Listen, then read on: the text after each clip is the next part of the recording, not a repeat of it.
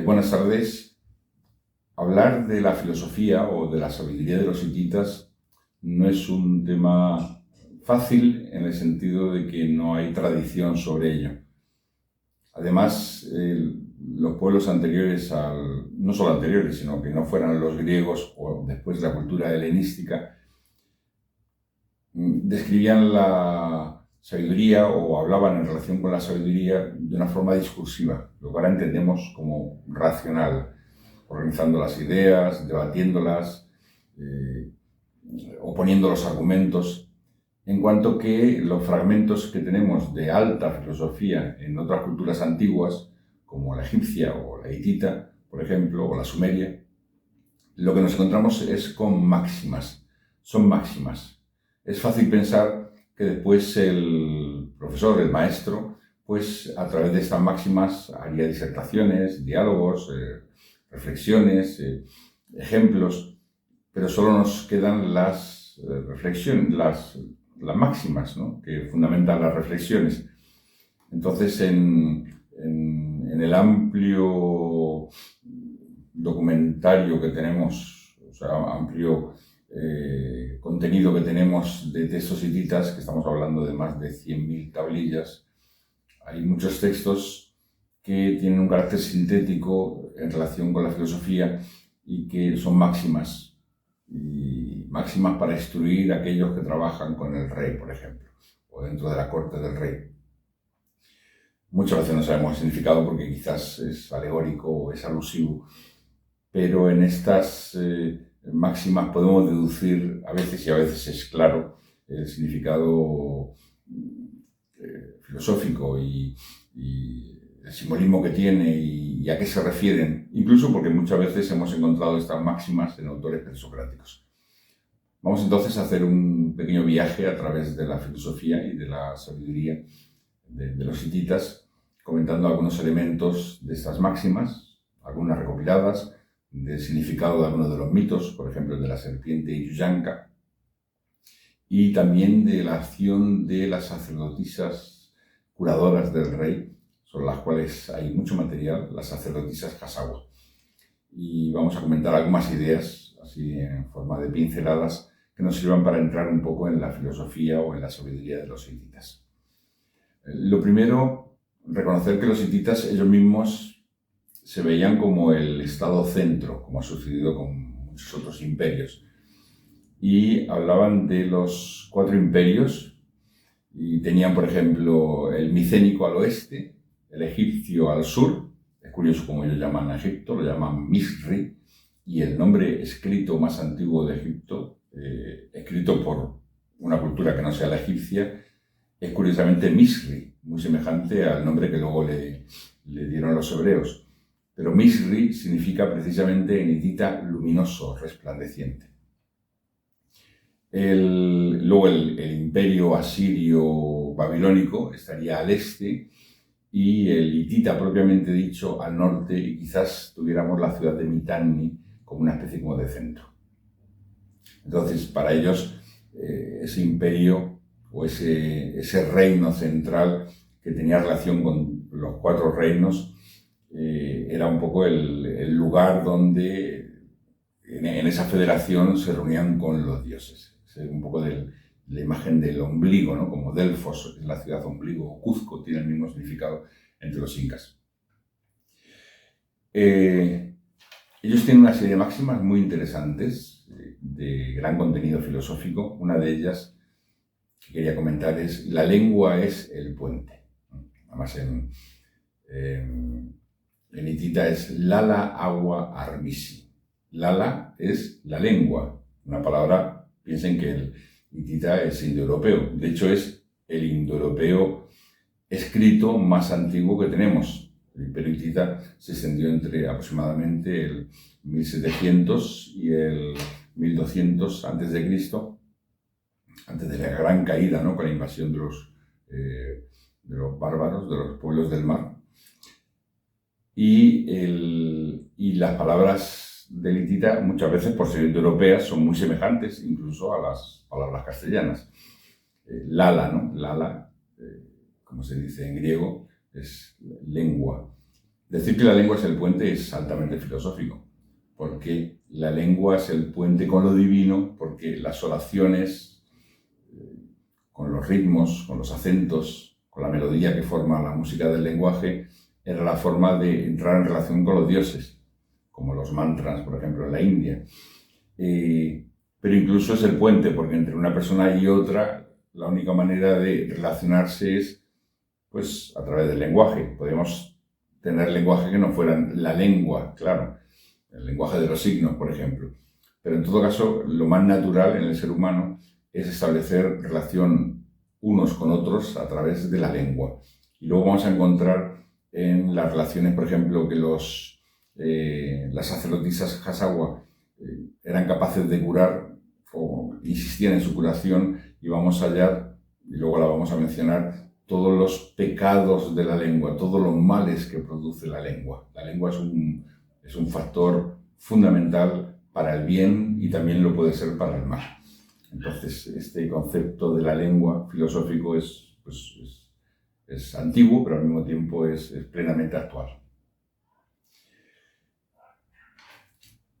Respecto a las sacerdotisas curadoras, que eran llamadas Hasawa, de curar, otro de los nombres que recibía era las ancianas, las mujeres ancianas. No sabemos si por su experiencia o incluso por su edad, que para ejercer como sacerdotisas curadoras tuvieran que tener toda esta formación. Pero, por ejemplo, el nombre que tienen es muy interesante. Es Munus, que significa mujer, es el determinativo femenino. Luego Su, que es un signo y una palabra sumeria. Y Gi, que también es sumeria. Su es mano y Gi es retorno. También significa Gi semejante a la caña. Entonces se entiende, y encerrar. Entonces se entiende Su Gi como significa también viejo, anciano, de ahí las mujeres ancianas. Pero la palabra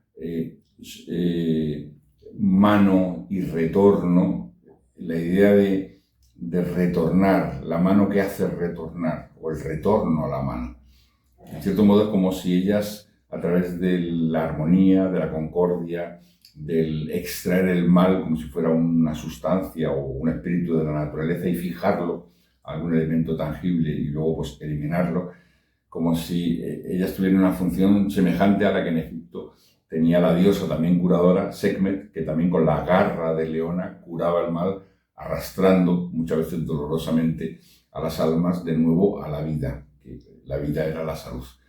Y aunque el dolor significase un remedio amargo para retornar a la vida, a la ley, era fundamental, la mat, ¿no? Entonces, la idea de retornar a la mano, retornar a aquello que guarda, que protege. Esa es otra de las etimologías interesantes.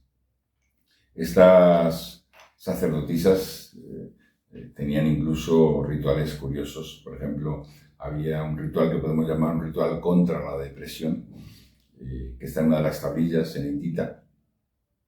Y la relación con la depresión es claro porque los síntomas y lo que explica es lo que hoy llamaríamos depresión fácilmente.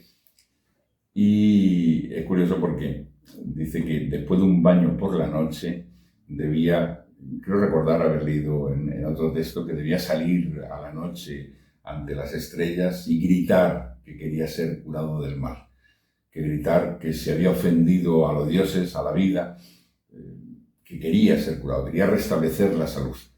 Algo muy interesante, muy filosófico también, muy psicológico. El paciente debe querer curarse, no puede refugiarse en la enfermedad, tiene que querer salir de ella, y con ese esfuerzo inicial y con la ayuda divina, en este caso de los poderes del alma, de la naturaleza, pues ahora, y con la ayuda del médico evidentemente, poder salir. Y el texto, que lo voy a leer aquí, dice así: si el dios o la diosa está enojado con la persona, de modo que su mente está siempre girando y durante el día es todo difícil para él, mientras que por la noche no puede dormir, si durante el día y la noche está siempre con humor de perros, más aún, si él está siempre con malos sueños y no puede tener ni una buena noche de sueño y está siempre irritado y puntos suspensivos, en las tablillas a veces se pierde el texto y le consume, entonces él debe aplacar al dios o diosa en relación con tal persona así. Él grita merced por su ofensa y hace lo siguiente, bueno, y sigue la tablilla. Es una idea muy curiosa. Incluso la idea de diosa madre, que ya la comentamos en otra charla precisamente de estos ciclos de filosofía realizados en Nueva Acrópolis, que se habló precisamente sobre la tierra como gran madre. Para ellos la gran madre es Hanna Hanna, que significa literalmente madre madre, que es la gran señora protectora, la gran señora de la vida, y es la más grande de las diosas anatolias. Quizás es la que luego se convirtió en Cibeles, ¿no? La señora de las grutas, de las cavernas, de las montañas también, de lo feraz. Era pues una forma muy primitiva de gran madre. Y el nombre que recibe esta gran madre también es la gran señora, la augusta diosa a la orilla del río. ¿Qué quieren decir con la orilla del río? Si es literal o si es simbólico, es difícil saber. Entonces, cuando había males o problemas, por ejemplo, cuando se pierde Telepino, y él es el árbol siempre verde de todo lo que es alegre, de todo lo que es feliz en la vida, y es como cuando los dioses en la mitología vikinga pierden las manzanas o los frutos que les da su eternidad, su juventud eterna, pues tienen que recuperar a la diosa de la belleza. En este caso, en esta religión, tienen que recuperar a Telepino. Y quien les aconseja qué hacer es, cuando ya no hay más remedio, el último consejo, la última ayuda siempre es de Hanna Hanna. Y le dice que tienen que buscar una abeja para que vaya donde está Telepino, le pique hasta que le haga retornar. Volviendo a la lengua, y que decíamos textos asociados a la lengua es el puente y por lo tanto es lo que más hay que cuidar, y estas mismas sacerdotisas tenían ceremonias donde pues tenían que traer miel a la lengua o limpiar la lengua, o incluso le escupía a la sacerdotisa de forma ceremonial a la boca de la persona que tenían que curar su lengua, o tenían que curar de la lengua de otros, o sea, de los males recibidos por la lengua de otros. Y es curioso porque entre las funciones de estas sacerdotisas y como pecados de la lengua, había toda una serie de males. Se dice que ellas eran capaces de curar 47 posibles males, y entre ellos gran parte eran debidos, o enfermedades, a los pecados de la lengua. O sea, una especie de acción moral, venenosa de la lengua respecto a la salud humana. Y voy a leer, porque es curioso la descripción de los influjos malévolos de la lengua.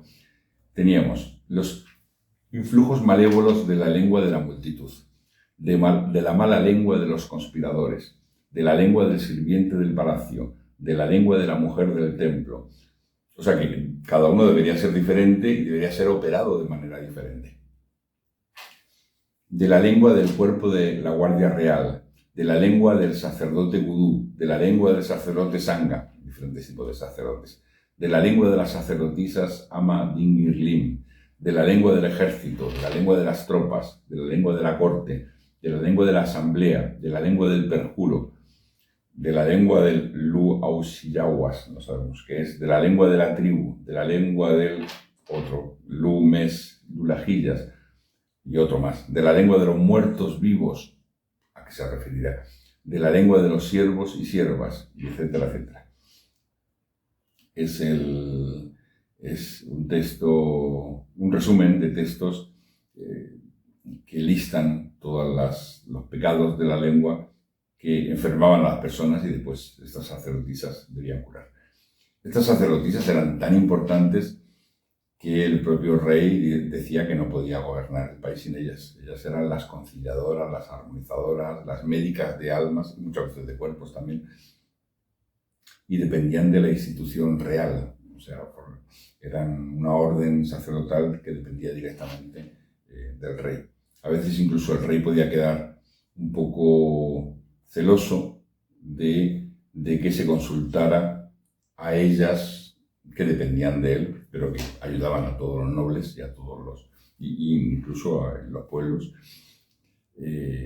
Pues se queja, ¿no? Por ejemplo, el rey Hattusil I en su testamento se queja y prohíbe a una dama, que no sabemos quién es, debía ser quizás alguna de las nobles que servían en el palacio, que consulte tanto a estas sacerdotisas, a esta vieja señora que tenían el poder de la magia y el poder de hacer, pues eso, consultar oráculos, algunos de ellos que eran específicos de la cultura hitita, el llamado oráculo Kin, por ejemplo, no se encuentra ni entre los hurritas, ni entre los luvitas, ni en ningún otro pueblo, y que ya consultaban estos oráculos, y el propio rey le dice a esta dama que si tiene problemas que le pregunte a él mismo, si tiene dudas que se las haga a él mismo, y le hace un énfasis en su testamento: no me ignores, no me ignores, continúa preguntándome y te dirigiré mis palabras.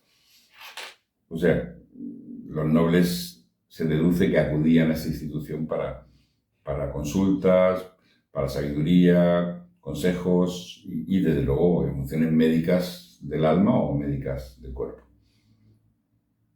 Dentro de su filosofía debemos considerar, por ejemplo, toda su teoría del alma, que la vamos a ver muy semejante a la teoría que tenían los órficos, tal y como los encontramos en sus himnos o en sus pequeñas láminas de oro que se encontraron funerarias, y muy semejante a la descripción que hace Platón del viaje al más allá. Es prácticamente idéntico, el que las almas se reúnan en un prado y se encuentren las que van a encarnar, las que van al mundo de los dioses, o las que van a desaparecer, digamos, entre las tinieblas. Ese encontrarse en un prado aparece en los textos hititas y es tal cual como aparece en los textos órficos también. Entonces, para ellos el alma es divina. El alma es como una luz divina que está encarnada en la temporalidad y que hay que mantenerla pura. Ella en sí misma es pura, pero el contacto con la materia la mancha, ¿no? Como después diría Platón o Plotino. Entonces hay un texto que se refiere al alma, según entendemos, que dice: pura es aquella, bella es, justa es, y está provista de todo, pero es necesario ayudarle a liberarle de aquello que la aprisiona y la contamina. En cierto modo, la juventud interior del alma era representada por Telepino, era como la eterna juventud, y era el árbol siempre verde. Incluso a nivel de política, cuando había grandes crisis en la sociedad, por ejemplo, provocada por la invasión de los Casca, que fueron los eternos enemigos de los hititas, tenían que hacer ceremonias y consultas y cómo hacer para que Telepino volviera de nuevo a la sociedad y la sociedad tuviera otra vez alegría de vivir y pudiera, pues con esa alegría, con esa fuerza interior, recomponerse. Sobre el alma hay tablillas, una en específico, que habla del camino del alma después de la muerte. Hay varias tablillas fragmentadas y se reelabora un texto con estas tablillas, y dentro de este texto una máxima muy poderosa, muy evocadora, muy contundente. Dice así: ¿cuál es el camino?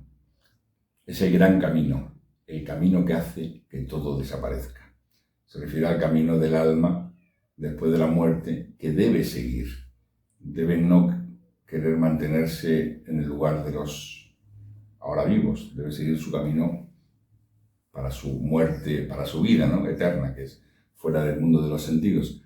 Entonces, en esa luz todo se va a desenfocar, todo va a desaparecer. Tiene que olvidar todo aquello que la vincula a la tierra. Entonces, en estas tablillas encontramos, por ejemplo, un texto que dice así: todo duerme, el buey, las ovejas, el propio cielo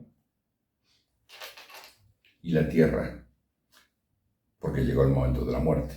Todo entra en suspensión para el alma que está en ese proceso. ¿Y dónde está el alma en ese momento? Porque la idea, que luego la encontramos en su ceremonial, es que el alma está perdida. Puede estar en medio de la tierra sembrada o en la casa con sus recuerdos, o en la montaña o en la planicie, como dice ahora después. Pero para poder realizar el ceremonial y que le ayude ese ceremonial y que la guíe hacia la luz y evitar la tentación de perderse o de seguir la corriente que le lleva a las tinieblas de nuevo, tal y como lo explica prácticamente Platón y los textos órficos, es necesario traerla al lugar del ceremonial. Dice, si está en la montaña, en la planicie o en un campo arado, que la abeja haga un viaje de 3 o 4 días y la traiga hacia su lugar. O sea, se perdió después de la muerte, se perdió en cualquier lugar, ¿no?, de la tierra. Si está en el mar, que la traiga un pato bravo. Si está en el río, que la traiga el cisne. Pero si está en el cielo, que la traiga el águila. Es curioso, el alma perdida en el cielo es el águila quien debe traerla al lugar de la ceremonia. Que la deseada, se entiende que habla del alma, sea golpeada con sus garras, las del águila. Que el carnero la agreda con sus cuernos. Que la madre oveja le golpee con el hocico.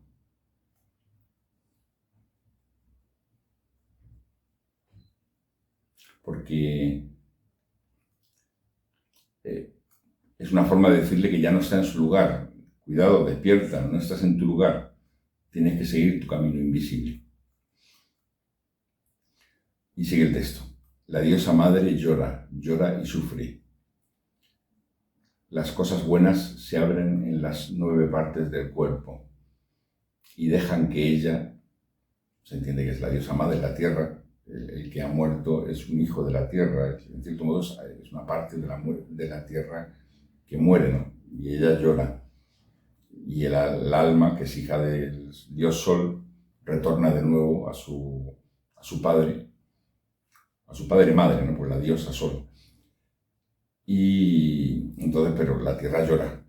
También que se abra la tierra son las heridas del cuerpo, son aquello que hace que el alma ya no puede quedar retenida en el cuerpo.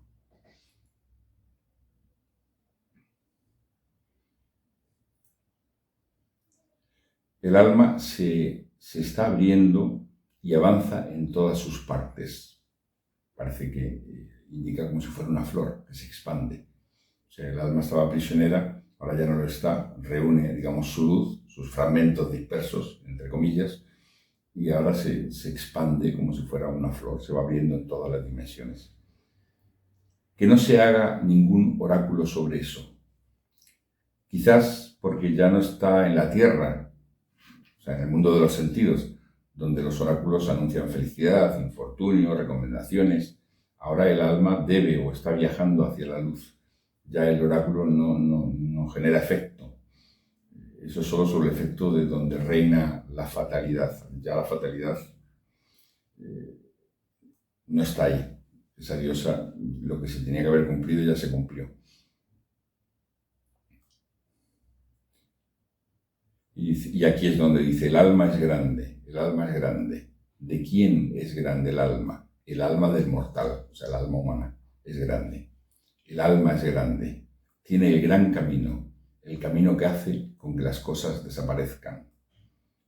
Porque en ese camino se va entrando en otras dimensiones que ya no están asociadas al mundo que conocemos. El enigma de la muerte. El hombre del camino, es una especie como de Anubis egipcio, la preparó para el camino. Es ese poder del alma de la naturaleza, o esas entidades, o esos ángeles, o Dios sabe qué, que van a ayudar al alma a hacer la transición de las tinieblas a la luz, como se decía de Anubis en Egipto. O el propio arcángel San Miguel, ¿no?, que lleva las almas, las pesa también, o las lleva de la vida a la muerte.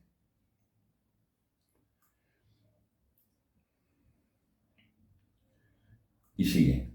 Un bien sagrado de la diosa del sol es el alma. El alma pertenece a la diosa del sol. Un poco como las tradiciones esotéricas mencionan de que el alma de fuego del ser humano es un rayo del logo solar, del alma del sol, que es rey de toda la naturaleza. Es como Dios, ¿no? Un bien sagrado de la diosa del sol es el alma. El alma pertenece a los dioses.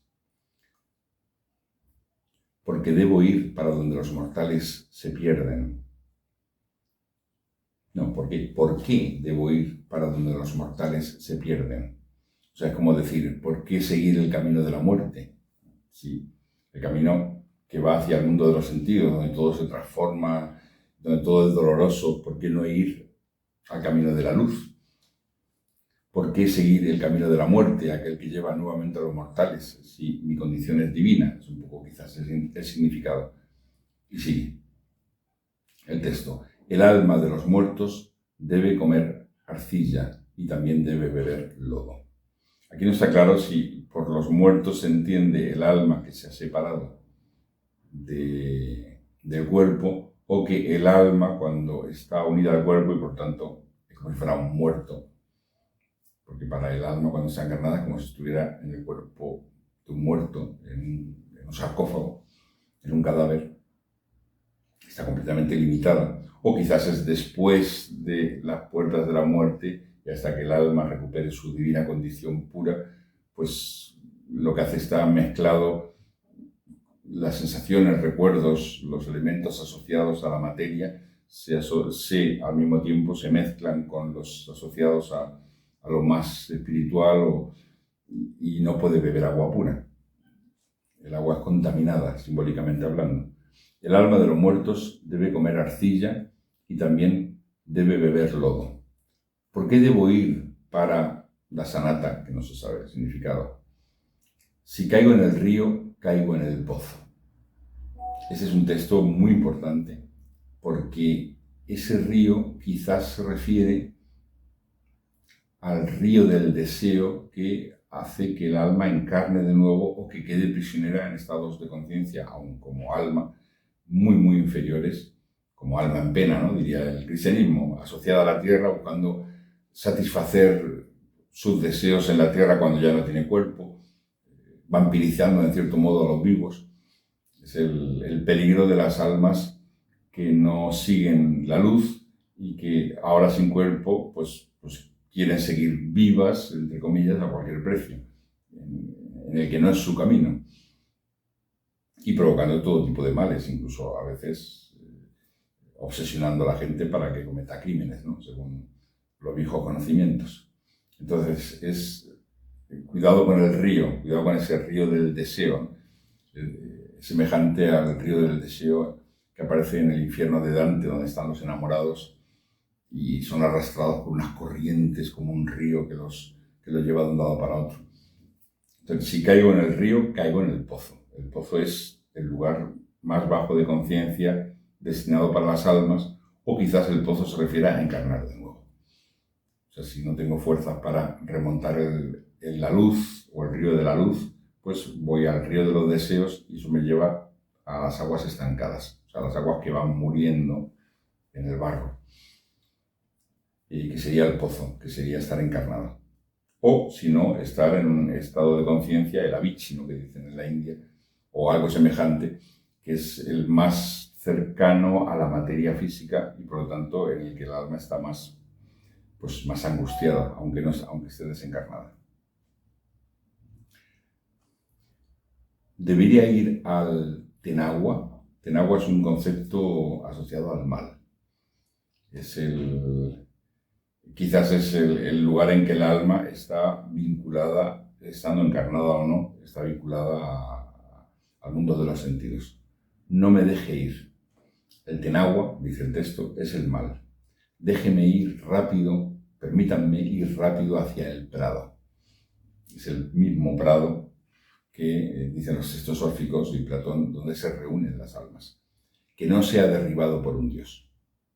Este texto está asociado otro texto, otra tablilla, donde se explica el ritual de cuando un rey muere. Si lo encuentro.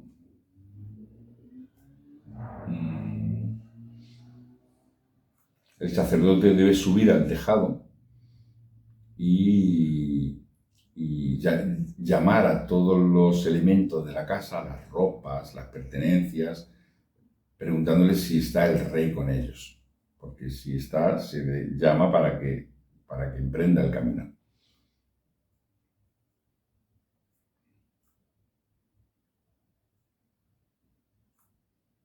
Aquí está.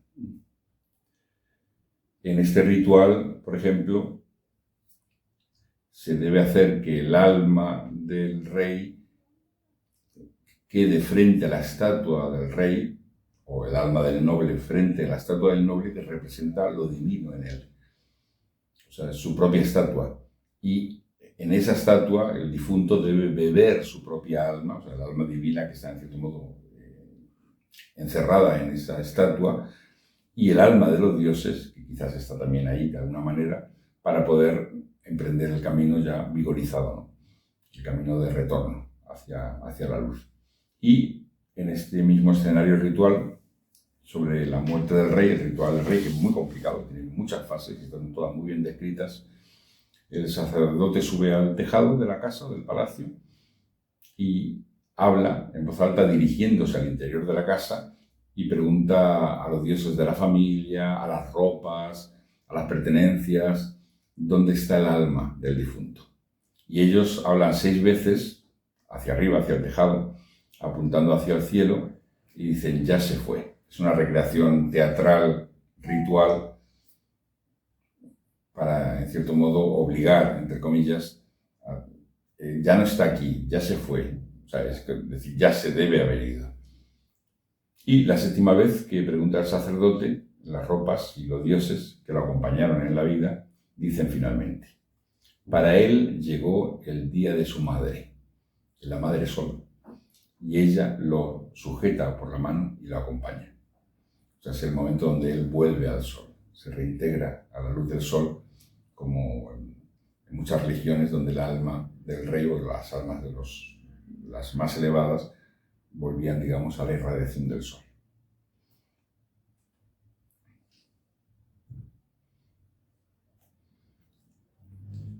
Ese tenagua que podemos asociar al mal es la relación con la materia, es la identificación con ella, la sed de placer, la sed de vivir, el odio, la ignorancia, ¿no? Tal y como se explica con el triple veneno de la filosofía budista. Y ese tenagua, en los propios textos, dicen que es aquello que hace que uno no reconozca al otro. Es como si las almas en sí mismas, todas ellas, se conocieran, porque son como una misma familia de almas, o por lo menos las más próximas. El alma es consciente de todas las otras almas en una dimensión divina e ideal.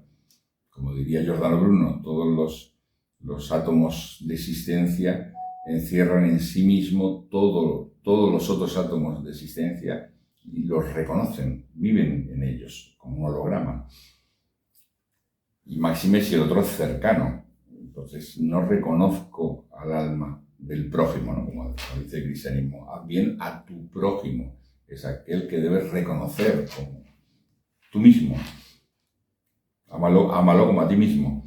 Entonces, ese veneno del mal, de la ignorancia, del deseo mal encaminado, hace que uno, y esto leo literalmente el texto de ellos, de la tablilletita, que uno no reconozca al otro, que las hermanas de la madre no se reconozcan las unas a las otras. Estas hermanas de la madre son almas hijas de un mismo ideal, o Dios, tal como describe Platón en el Fedro, en el despertar del alma, por el amor. El amor es quien quiebra ese encantamiento, esa presión, y hace despertar el alma, hace que el alma abra sus alas. Y dice el texto también en Tita, los hermanos del mismo padre no se reconocen los unos a los otros. O sea, es como si el alma aún no hubiera reconocido a sus compañeros de aventura, de destino, como en los textos clásicos, por ejemplo, los griegos, los compañeros del héroe, ¿no? No se reúnen en la embarcación de Argos, no van a emprender la aventura, se queda vegetando, subsistiendo, el alma simplemente es como si fuera un vegetal. Y dice el texto hitita, la madre no reconoce a su propio hijo, ni el hijo a la madre. O sea, es como si el alma estuviera encerrada en un cofre o en medio del barro y sus sentidos no permiten reconocer pues aquello que es querido, íntimo, aquello que está muy cerca, pero pues no se lo puede ver.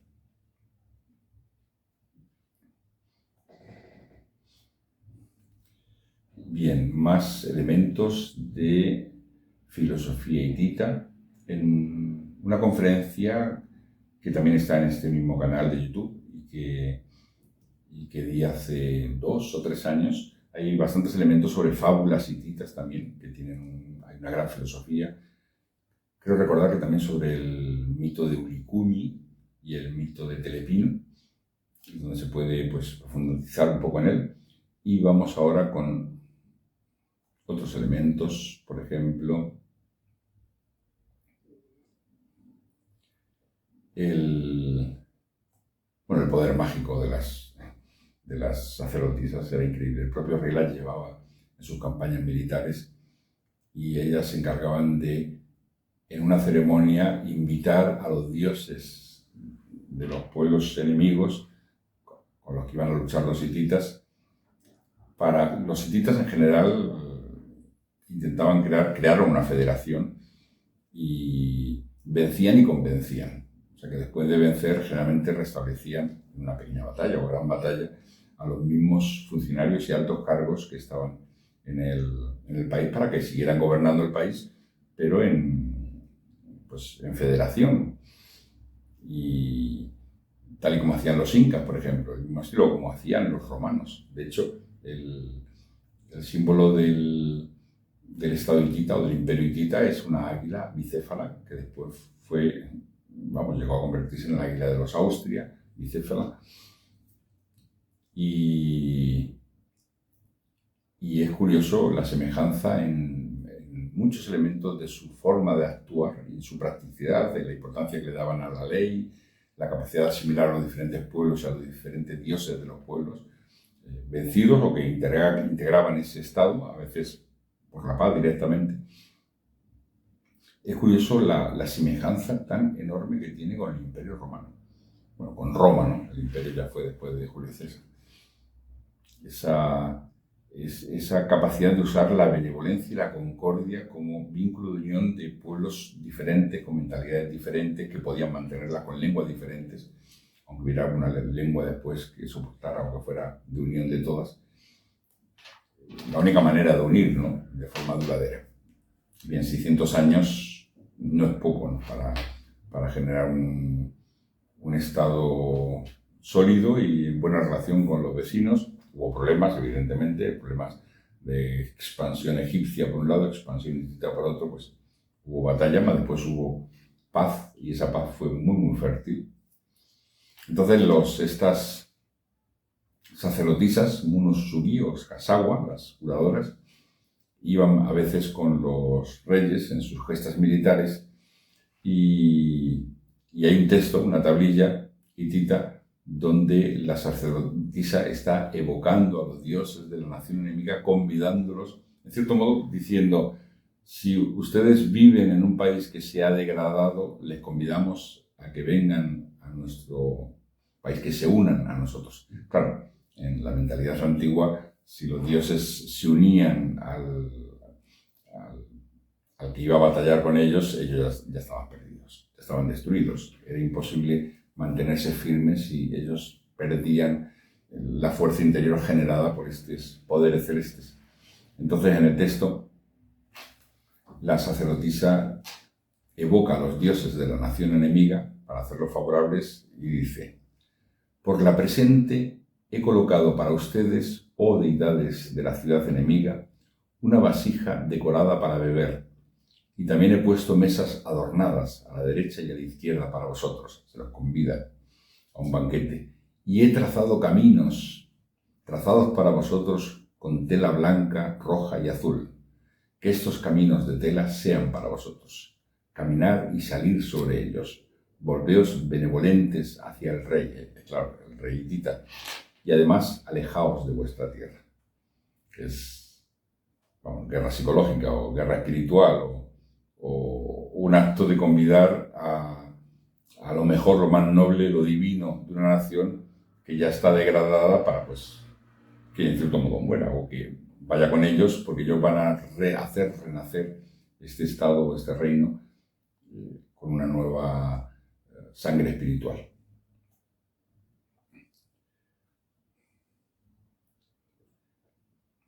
Bien, algunos elementos más, por ejemplo, de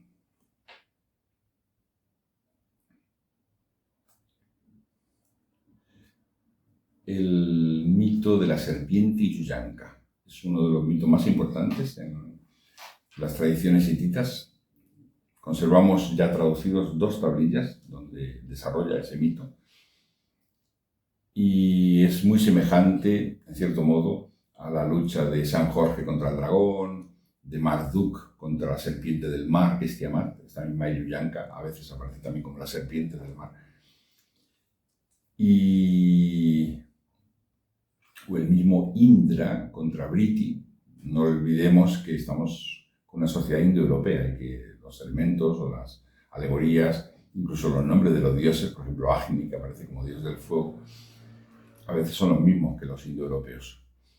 Entonces, en este mito, los eternos enemigos son el dios de la tempestad, Tesub, y la serpiente Yuyanka, cuyo nombre significa precisamente 2 veces serpiente.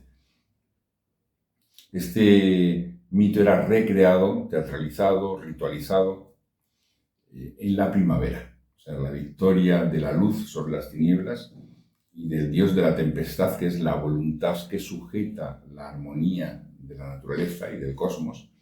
Y cuando él no tiene poder y es vencido, pues todo entra en el caos.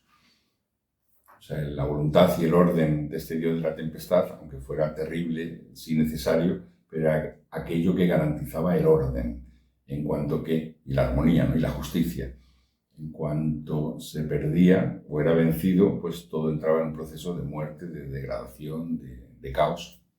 Y en este caso, la serpiente Yuyanka representa la materia primordial, el mar, materia primordial. Y Tesub debe vencerlo una vez y otra vez y otra vez, pero un poco también como la lucha de Ra, que es el sol en Egipto, contra la serpiente Apap, que es también la serpiente de las tinieblas primordiales. Es muy semejante. Entonces, hay 2 versiones. En una de ellas, simplemente el dios de la tempestad muere en una de las batallas, o queda muerto vivo, pero queda inoperativo, queda casi vegetativo. Y es la liebre Inara, que aquí aparece como una especie como de visir, ¿no? La liebre generalmente está asociada a la luna, para que tiene una argucia, que es invitar a la serpiente Yuyanka y a todos sus hijos serpientes a un banquete ritual. Y como se explica muy bien en una conferencia sola que hay solo sobre la serpiente Yuyanka, que voy a ver si paso el link porque es interesantísimo todas las reflexiones que hace el autor. En cierto modo, se está rompiendo el orden ritual.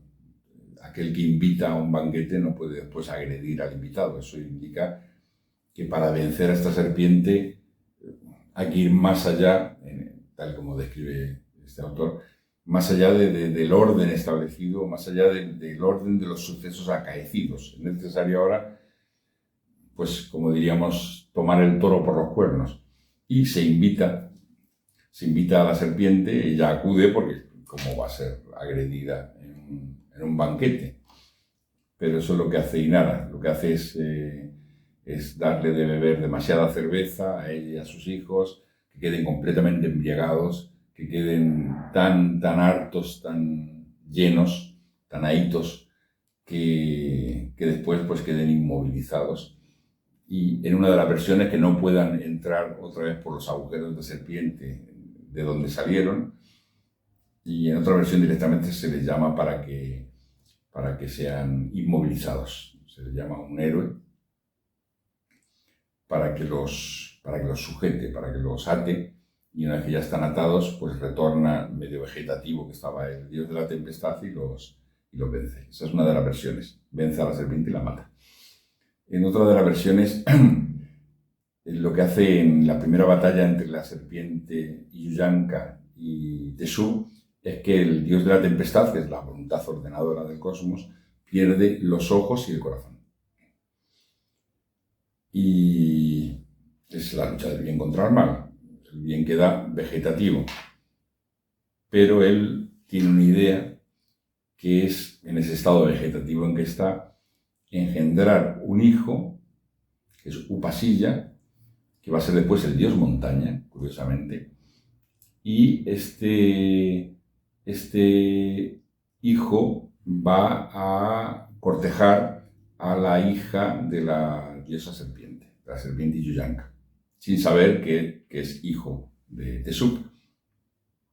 Y luego, cuando ya se va a celebrar el matrimonio, pues le dice Tesub que tiene que pedirle, y está obligado, además no sabe que es el hijo de Tesub, pero además está obligado por la dote que tiene que entregar, que le entregue en dote el corazón y los ojos de Tesub, que es el padre de Upasilla. Y lo que sucede, la serpiente le entrega, inmediatamente se los pone, recupera todo su poder vital, toda su fuerza espiritual, todo lo que él es, y ahí ya pues se enfrenta. En alguna de las versiones es como si fueran dos ejércitos, los ejércitos de la serpiente, los ejércitos de Tesub, se enfrenta contra la serpiente, pero en el momento con un hacha de doble filo, y con ese hacha, cuando va a partir a la serpiente, se interpone entre los dos su propio hijo, porque hijo con una mortal, o sea que era un héroe, hijo de un dios y de un mortal.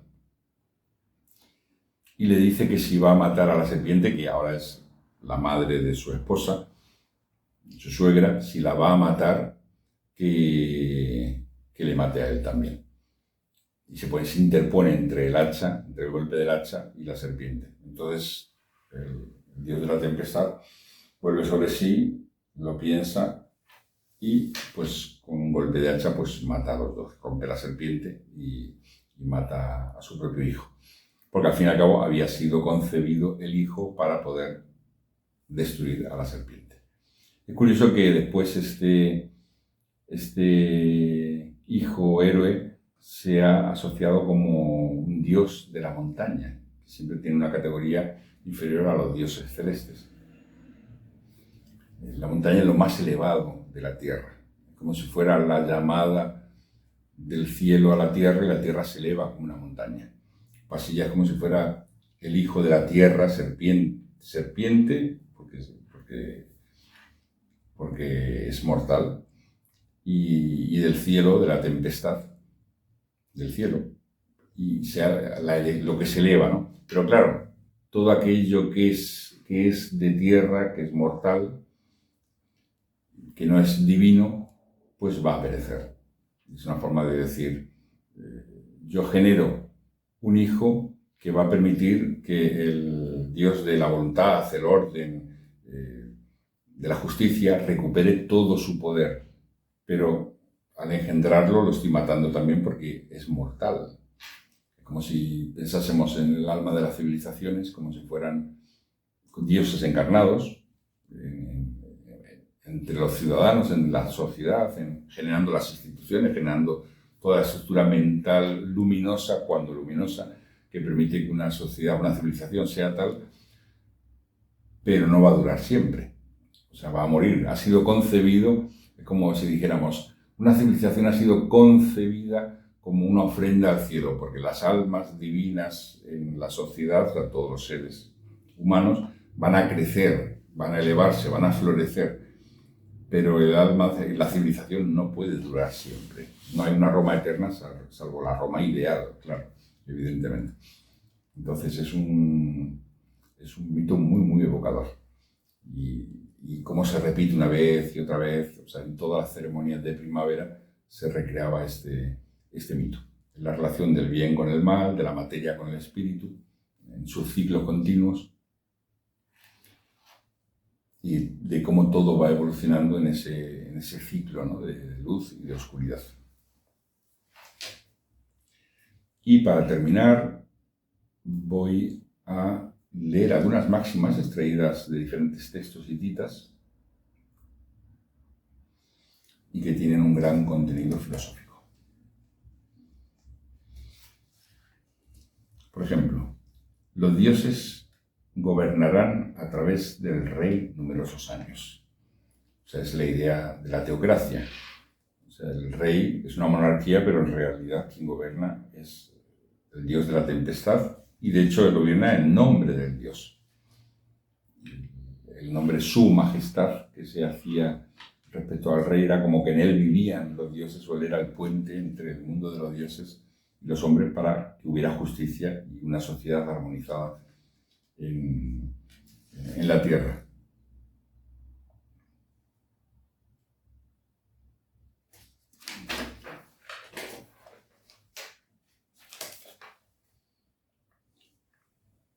Esta es también muy sugerente.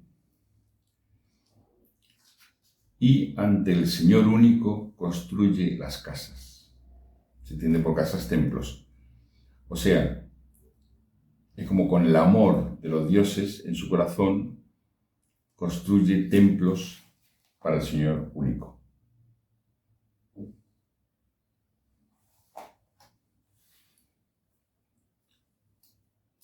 sea, los seres humanos, en cierto modo, servirían a la diosa o serían impulsados por la diosa del amor para poder construir, o sea, lo que ellos hacen en la sociedad, en las relaciones humanas, en el arte, en la misma religión, en la misma mística, en la ciencia, incluso en el conocimiento de la naturaleza, fuera una ofrenda, es la ofrenda de la diosa del amor ante el único, ante el Señor único, como ofrenda. O sea, todo acto realizado por el ser humano, movido por ese amor, y ese amor es el que es el motor de toda búsqueda de la verdad, de lo bello, de lo justo y de lo bueno, pues se convierte en una ofrenda. Son casas, las casas son los templos, se pueden entender por los templos, o también las acciones, las civilizaciones mismas. Otra frase muy bella, el dios de la tormenta reconoce a la buena gente. O sea, aunque sea de la tormenta como Wotan, por ejemplo, en la religión vikinga o germánica, ¿no? Wotan o Odín. Pero en realidad es el de la bondad, el de la justicia, es aquel que combate para que no se pierda la justicia, la bondad.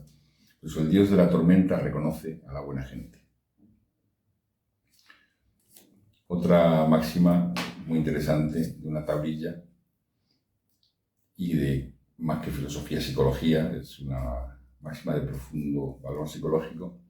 Dice, no soportaré la angustia de mi corazón mientras no soporte el miedo de mi cuerpo. O sea, si no somos capaces de vencer el miedo que genera o que tiene el cuerpo delante de aquello que lo daña y que lo puede destruir, y que ese miedo es convertido en dolor psicológico, pero mientras no sea capaz de superar ese dolor psicológico, miedo, que el cuerpo genera en la relación, o sea, y el alma queda prisionero, ¿no?, de esa angustia. Si no es capaz de vencer ese miedo, no soportaré la fatiga de mi corazón, la angustia de mi corazón. O sea, el primer deber del corazón, como un sol, es irradiar luz para alejar el miedo del escenario de la conciencia, y el miedo viene generalmente de toda relación con lo corporal. El miedo y el deseo van muy, muy unidos.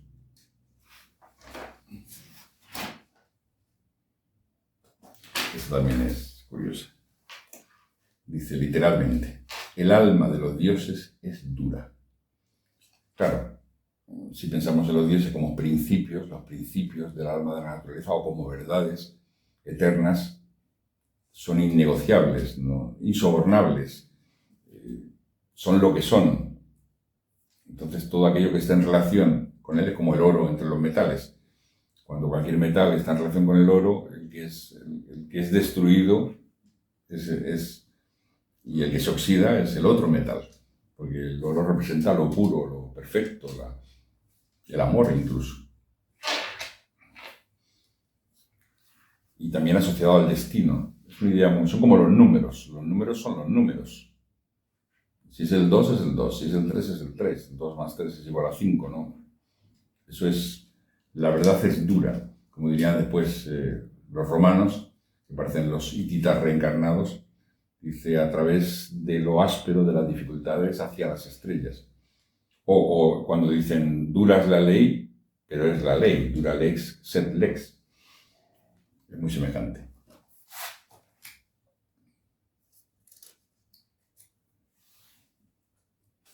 Lo que decíamos de la diosa del amor que va construyendo casas a través de sus hijos, aparece en otro texto, en otra tablilla, donde dice, proclamo, creo recordar que está hablando el rey, la guía divina de Istar y pueda la humanidad oírla. Bueno, Istar es el nombre que usa, en este caso había que buscar el nombre hitita.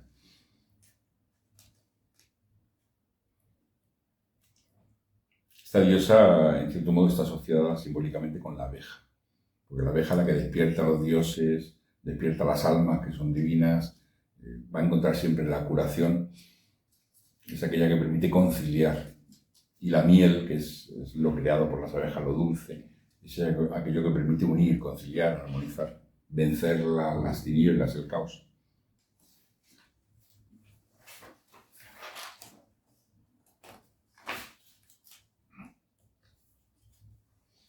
Está muy sugerente también, muy metafórica, muy bella.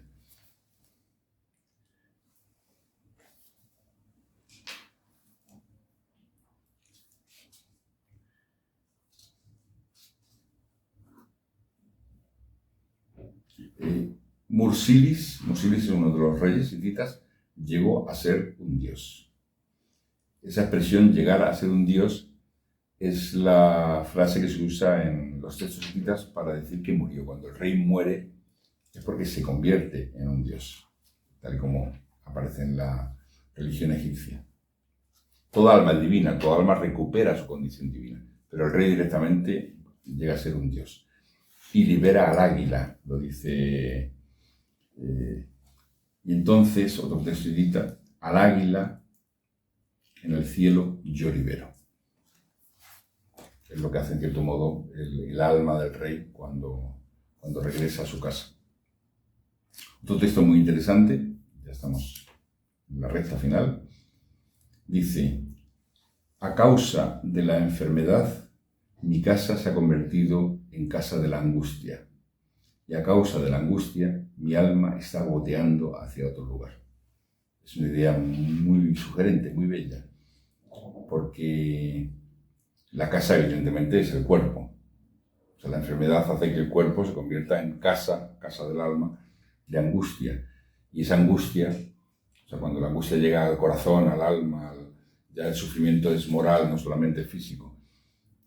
Pues es como si el alma estuviera goteando hacia otro lugar, se está exudando el alma se está yendo como un río.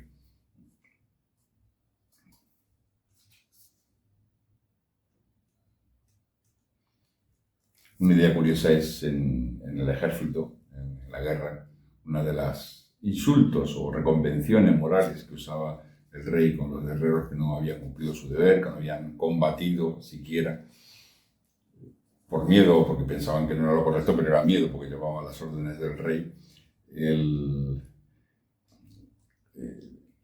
rey les recriminaba, ¿es que acaso avanzas sobre carros de agua? ¿Acaso te has convertido en agua? El agua y su pureza estaba asociado a la vida, a lo femenino también, pero en lo masculino era el metal y el fuego. Entonces, si un guerrero no cumplía su juramento, bueno, había formas ceremoniales de una reconvención muy severa, pero la recriminación, si no obedecían las órdenes, es que eres de agua, no se puede confiar en ti, no tienes consistencia, no tienes solidez, se agarra y te escurres, te disuelves, no vas a ejecutar, no eres de confianza. ¿Te has convertido acaso en agua? Era una reconvención que usaban para los militares cuando no cumplían su deber. Luego la asociación de la vida como un río también aparece en otros textos. O sea, el río de la vida fluye, tal como lo vamos a encontrar después en Heráclito. No hay nada que esté dos veces en el mismo lugar, todo está fluyendo. La vida es como un río con aguas que corren. Y del mismo modo que en muchos otros textos de otras religiones se asocia al agua pura con la sabiduría. Y se habla de la fuente de la sabiduría. Y existe el Señor de la fuente de la sabiduría, aquel que permite al alma beber de la fuente de la sabiduría. Otro texto, otra máxima hitita en las tablillas dice: la vida está fundida con la muerte está fundida con la vida. Está entrelazado la vida y la muerte, uno lleva a otro, y la vida lleva a la muerte lleva a la vida, pero incluso en cada momento no hay vida sin muerte, están entrelazados. El hombre es mortal, ¿no? Otra máxima hitita dice: el Hijo del Hombre no es eterno. Para el que vive, sus días están contados. O sea, eterna es el alma pura, pero no el hombre, que es el compuesto entre alma y cuerpo.